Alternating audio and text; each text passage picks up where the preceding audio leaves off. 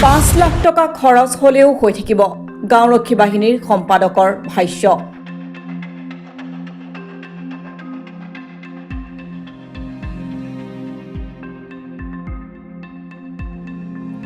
গাঁৱত এনেদৰে দম্ভালি মাৰি ফুৰে এওঁ। জুৱা খেলকে ধৰি বিভিন্ন অনৈতিক কামতো জড়িত থকাৰ আছে অভিযোগ। কোন এগৰাকী গাঁওৰক্ষী বাহিনীৰ সম্পাদক? কাৰ বলত বলিয়ান এগৰাকী গাঁওৰক্ষী বাহিনীৰ সম্পাদক?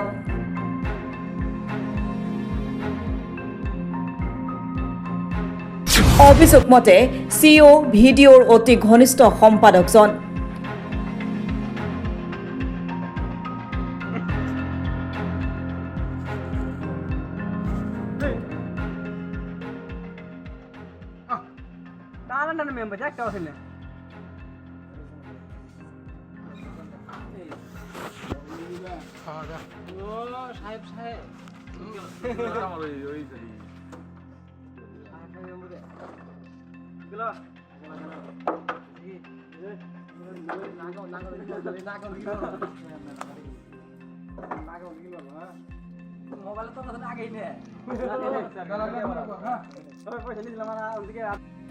জুৱা খেলি থকা এইজন ব্যক্তিৰ নাম কৰিম আলী। বঙাইগাঁও জিলাৰ 2 নম্বৰ দেউতাৰী গাঁৱৰ গাঁওৰক্ষী বাহিনীৰ সম্পাদক হৈছে কৰিম আলী। এইজনৰ বিৰুদ্ধে জুৱা খেলকে ধৰি বিভিন্ন অনৈতিক কামত জড়িত থকাৰ উঠিছে গুৰুতৰ অভিযোগ। ফলত 3 মাহৰ পূৰ্বে দেউতাৰী গাঁৱৰ কিছু সচেতন ব্যক্তিৰ লগতে গাঁওখনৰ গাঁওৰক্ষী বাহিনীৰ সভাপতি, নায়ক আৰু একাংশ সদস্যই গাঁওৰক্ষী বাহিনীৰ সম্পাদক কৰিম আলীৰ সম্পাদক পদ খাৰিজ কৰাৰ লগতে তেওঁৰ বিৰুদ্ধে মানিকপুৰ আৰক্ষী থানাত এজাহাৰ দাখিল কৰে।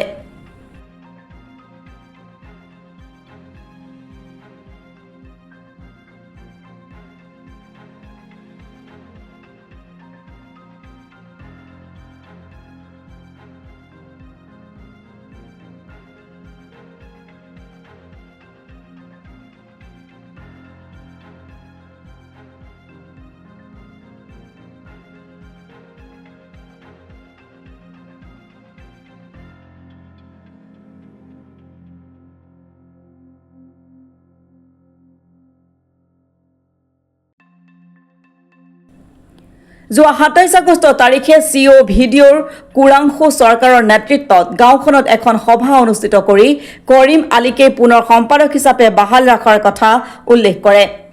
পাছত এক হুলস্থুলীয়া পৰিৱেশৰ সৃষ্টি হোৱাত পুৰণি সমিতিখন ভংগ কৰে যদিও নতুন কমিটি গঠন কৰা নহয়।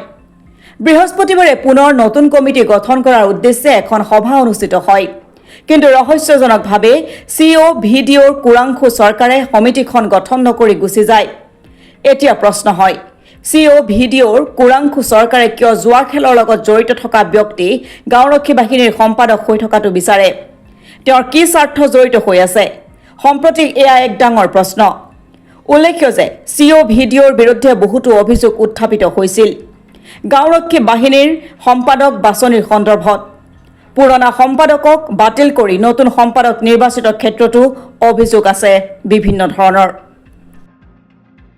3 মাহ পূৰ্বে আমি দেউতাৰী গাঁৱৰ ৰাইজ তথা দেউতাৰী গাঁৱৰ বিডিবিৰ কমিটিৰ সভাপতি, নায়ক সদস্য প্ৰায় 15 জনৰ চহী লৈ যে আমি মানিকপুৰ আৰক্ষী থানাত এটি গোচৰ দিওঁ যে আমাৰ বিডিবিৰ কমিটিৰ যিটো সম্পাদক কৰিম আলী বিভিন্ন ধৰণৰ অসামাজিক কামৰ লগত জড়িত, বিশেষকৈ জুৱা খেল আৰু অন্যান্য সেইবোৰ আমাৰ লাইভ ফুটেজ আছে, ভিডিঅ' আছে।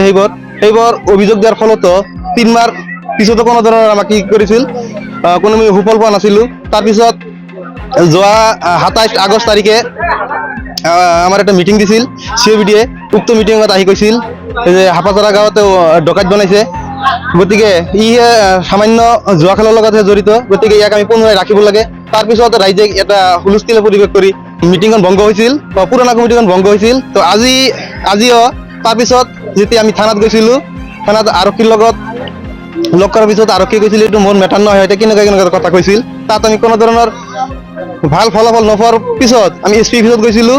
SP অফিচত কথাখিনি জনাৰ পিছত SP আমাক কৈছিল যে এনেকুৱা জুৱা খেলা মানুহ আমাৰ ভিডিপি থাকিব নোৱাৰে, গাঁও আৰক্ষীৰ বাহিনী থাকিব নোৱাৰে, এইটো আমাৰ গাইডলাইনত নাই।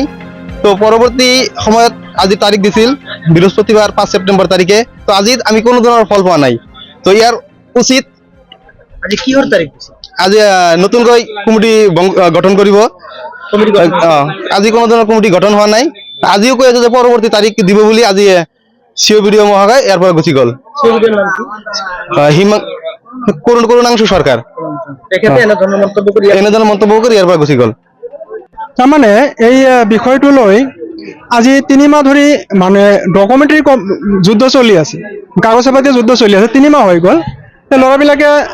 ল'ৰাবিলাক মানে কি এই ভিলেজ ডিফেন্স পাৰ্টিৰ সভাপতি সমন্বিত সদস্যসকল নায়কসহ তেওঁলোকে সেই সম্পাদকজনক ৰাখিব নোখোজে, মানে তেওঁলোকে কমিটিটো চেঞ্জ কৰিব খোজে। এইটো লৈ আমাক ৰাইজক মাতিছে, আমি তেওঁলোকক সহযোগিতা কৰিছোঁ। তো প্ৰথমে OC ছাৰলৈকে যোৱা হ'ল। তো OC ছাৰে এটা মিটিং দিবলৈ ক'লে COBDOক। সিদিনা মিটিঙত অলপ ৰাইজৰ হুলস্থুলীয়া পৰিৱেশ এটা সৃষ্টি হোৱাৰ কাৰণে সুফল পোৱা নগ'ল। তাৰপিছত COBDO মহোদয়ে বহুত দেৰি কৰিলে। মিটিংটো কিয় নহয়, মানে কিয় দিয়া নাযায়, সেইটো আমি ভিতৰৰ মেকানিজমবিলাক গম পোৱা নাই, বুজি পোৱা নাই। বহুত দেৰি কৰিলে। আজি 5 তাৰিখ মহামান্য SP ছাৰৰ নিৰ্দেশ মৰ্মে কিন্তু আজি আহিছে। নিৰ্দেশটো আমিতো নাজানিম, COBDO ছাৰক নিৰ্দেশ দিছে। মহামান্য SP ছাৰৰ নিৰ্দেশ মৰ্মে আজি সভা পাতিও সভাটো আমি কিছুমান কথা আমি বুজি পাওঁতো, মানে সভাটো ইচ্ছাকৃতভাৱে মানে নষ্ট কৰা হ'ল। এইটো COBDO ছাৰে কৰিলে বুলি মই ভাবোঁ। আজি যিহেতু আমাৰ VDPৰ সম্পাদকজন জুৱা খেলৰ লগত জড়িত কথাটো হয়, এনেকুৱা কোনো কৰ্ম নাই যিটো কৰ্ম বেয়া কৰ্ম হ'লেও তাৰ পক্ষত 2-এজন মানুহ থাকে। কিন্তু আমি চাব লাগিব কোনটো ভিলেজ ডিফেন্স অৰ্গেনাইজেশ্যন 1966 যিটো এক্ট আছে, সেই এক্টত কি লিখা আছে?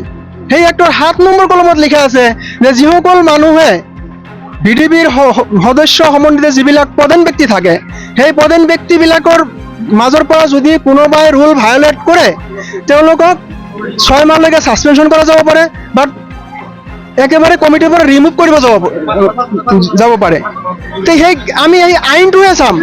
2-এজন মানুহে তেওঁলোকক মানে জোৱাৰৰ পক্ষতো থাকিব, মদৰৰ পক্ষতো থাকিব, সেইটো লৈতো কথা নহয়। যে বিশাল এটা ৰাইজে কমিটিটো ভংগ হোৱাটো বিচাৰে আৰু সেই পুৰণা সম্পাদকজনক আঁতৰাব বিচাৰে। কিন্তু প্ৰতি সমৰ্থন জনোৱা নাই CBDয়ে। হয়, আমি মানে থানা কৰ্তৃপক্ষৰ পৰা ৰাইজৰ ফালে সমৰ্থন জনোৱা আমি দেখা নাপালোঁ। তেওঁলোকে কিয়বা মিটিংটো কেনেবাকৈ সময়ৰ অজুহাত দি ভংগ কৰি থৈ গুচি গ'ল। গতিকে আমি মিডিয়া আপোনালোকক সাংবাদিক বন্ধুসকলক মই এটা অনুৰোধ জনাব খোজোঁ যে আমি এই এটা গাঁৱৰ বিষয় লৈ আমিতো সদায় বহিব নোৱাৰিম। তেওঁলোকৰ COBDO তেওঁলোকৰ কাম কমিটি গঠন কৰা আৰু ভংগ কৰা, কিন্তু আমাৰতো সেই কাম নহয়। কিন্তু আজি যে গুচি গ'ল, তেখেতে ক'ব পাৰিলেহেঁতেন যে অহা ইমান তাৰিখে এটা মিটিং দিয়া হ'ব, কিন্তু সেইটোও কোৱা নাই। কি কৈছে যে আমাৰ ভিতৰৰ মেকানিজম যিবিলাক আছে এইবিলাক আমি সেনেকৈ কৰিম, প্ৰয়োজনে VDP আমি এই ৰেজিষ্টাৰ VDPটো আমি কেঞ্চেল কৰি দিম। এইটো কথাটোতো ভিলেজ ডিফেন্স অৰ্গেনাইজেশ্যন এক্টৰ বিৰুদ্ধে। COBDO মহোদয় আগত এটা মিটিং হৈ গৈছিল, সেইটো মিটিঙত তাৰমানে এনেকুৱা ৰাইজৰ মোটামুটি হুলস্থুল পৰিৱেশ দেখি COBDO গুচি গ'ল। গুচি যোৱাৰ পিছত ৰাইজৰ মানুহ এই VDPৰ ওপৰত ক্ষুণ্ণ হৈ SP ছাৰৰ তাতে গ'ল, ময়ো গৈছোঁ লগত। যাৱাৰ পাছত SP ছাৰে তাৰ পৰা COBDO ছাৰক কৈছে, COBDO ছাৰে আহি আমাৰ ইয়াতে মিটিং দিছে, সেই আগৰ মিটিঙৰ নিচিনা কৰি আজিও COBDO ছাৰে গুচি গ'ল। গতিকে মই এটা কথা ক'ব খোজোঁ ৰাইজৰ মাজত যে আমাৰ যিটো গাঁৱৰ VDP ছেক্ৰেটাৰী আছিল, সি অনৈতিক অকৰ্ম কাৰ্যকলাপৰ লগত সি জড়িত থাকে, জুৱা খেলৰ লগত জড়িত থাকে আৰু বহুত ধৰণৰ কাৰ্যকলাপৰ লগত সি জড়িত থাকে। গতিকে ৰাইজে এতিয়া তাক নিবিচাৰা হৈছে। তে আমি এইটোৰ কাৰণে COBDO সাহেবক বাৰ কৈ আছোঁ যে আমাক নতুনকৈ এটা কমিটি গঠন কৰি দিয়ক। COBDO সাহেবে এইটো আমাক গুৰুত্ব সহকাৰে গঠন কৰি নিদিয়ে। গতিকে আমি SP ছাৰৰ ওচৰত গৈছিলোঁ, SP ছাৰক আমি জনাইছোঁ কথাটো। SP ছাৰে এতিয়া আমাক যিটো আমাৰ দক্ষতা, এই দক্ষতাটো SP ছাৰে আমাক সম্পাদন কৰি দিব লাগে, এইটোৱে মোৰ কথা।